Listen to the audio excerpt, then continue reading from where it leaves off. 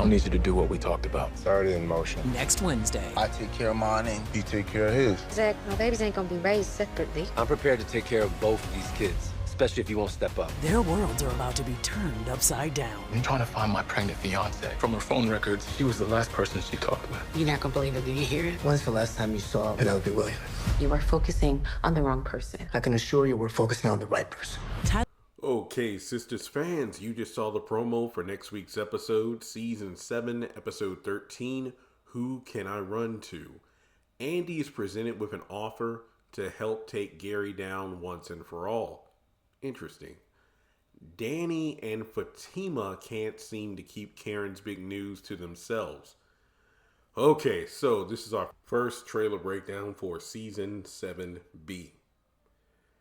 This is episode I hope is better than episode 12. If you saw my review, then you know how I feel about the episode. And strangely enough, I gave it a 4 out of 10, which does feel a bit odd considering how high I was giving episode scores during the first half of the season. But I think the hiatus, along with, the show just being poorly constructed this week, in my opinion, and a lot of people feel the same way.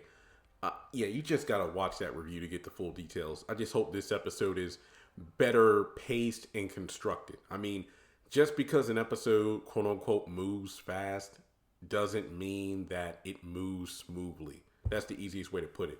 But talking about the first portion, Andy is presented with an offer to help take Gary down once and for all. So at the police station, I believe Gary's talking to that detective about how, hey, he was the last person she called, referring to Jordan. And then from there, Gary just starts acting all, I guess you could say, fake emotional. Doesn't anyone care about Penelope, my pregnant fiance? We have to find her. Jordan's like, you keep her name out of your mouth or what? So I'm thinking, dang, is Jordan about to do a Will Smith? It's kind of funny because he and Will and Gary and Chris Rock kind of share similar complexions. But in any case, the detective kind of steps in and is like, look, that's enough out of the both of you. So from there, you have Gary. I guess he's out in the parking lot. I wouldn't say he's dumb enough to do this in the parking lot of the police station, but he's talking to Hudson going, I'm going to need you to do what we talked about. It's already in motion. So I wonder if this is in reference to that white guy who is the newest addition to Jordan's political campaign to try to take him out. So I wonder if that's in reference to that or something else entirely. Now, something I'm very interested in is I believe the agent detective. I don't know exactly what role this man is playing, that's talking to Andy in the interrogation room when Andy's like, you're focusing on the wrong person. Oh no, I can assure you we're focusing on the right person. So I'm thinking this could be in reference to Andy's deal.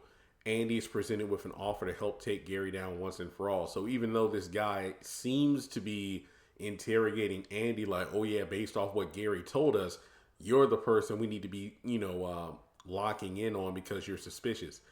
It seems that the, law enforcement know that Gary's dirty. But the most interesting part about it is this. It seems to me, and I could be wrong, but during the live stream, a lot of people said I was right. The actor portraying the guy who's talking to Andy is the same actor that portrayed the FBI agent that gave Andy a ride after Gary got arrested by the feds at the end of season 1, early season 2, episode 1. And this was also the man that went to the law firm and Fatima hid some incriminating evidence against Andy, from this guy. So is he portraying the same character, or is he just portraying, a different character, but he's the same actor? But in any case, it seems like he's aware that Gary's dirty and Andy could be a key in bringing him down. So from there, we go over to the second part.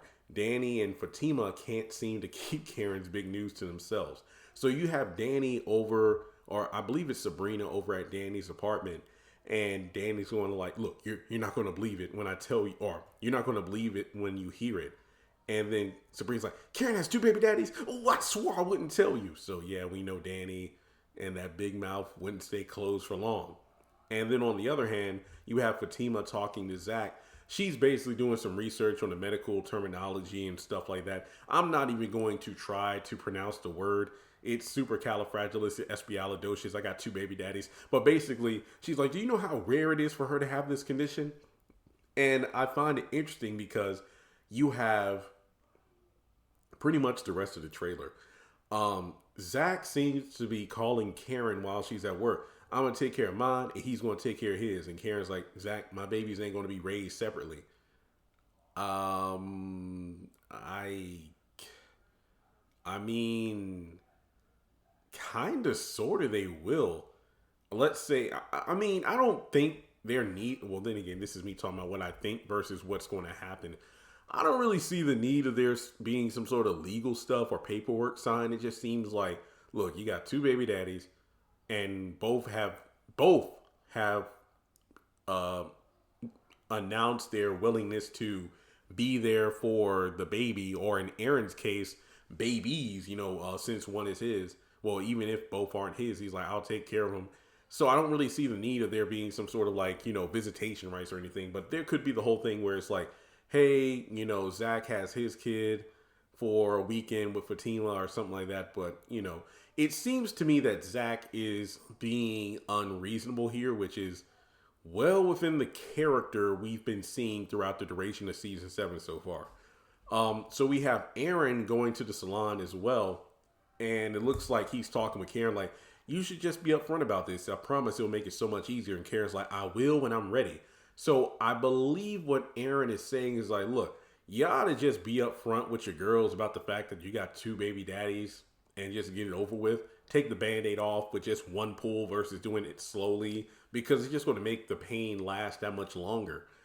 But then Karen not being ready to do it is funny, because you got Danny who's going to tell Sabrina, and given that Fatima can't seem to keep the news to herself, she's no doubt going to tell Andy about it. So basically the other half of the sister circle is going to know the news before she's ready to tell it. So that's pretty much where I'm going with this, or my headcanon is with this. And to round things out, nighttime basketball, you got Aaron approaching Zach, and look, you're stalking me, man. Everywhere I go, you want to be. Heck, we're in the same womb, bruh. So then you got Aaron like, look, I'm prepared to take care of both of these kids, especially if you don't step up. I mean, Zach has never shied away from his responsibilities. It's just the fact that he doesn't want to be in proximity or relation to you. But Zach does need to realize in this situation, there is no getting away from Aaron. And I mean, yeah, these two definitely didn't have the best of beginnings to their relationship in correspondence to each other because of Karen. But at the same time, it's like, Zach, there's no need to be incredibly hostile. Like, look, you're in this situation, just make the most of it and go from there. So with that being said, that is the trailer breakdown for episode 13. If you made it this far into the video, well, thanks so much. The retention does help the video do well on YouTube and the algorithm system. So make sure you take a moment, hit the thumbs up button to show you like the video. Follow me on social media. Links are in the description below. Please hit subscribe as we get closer to 300,000 subscribers, and I'll catch you in the next video.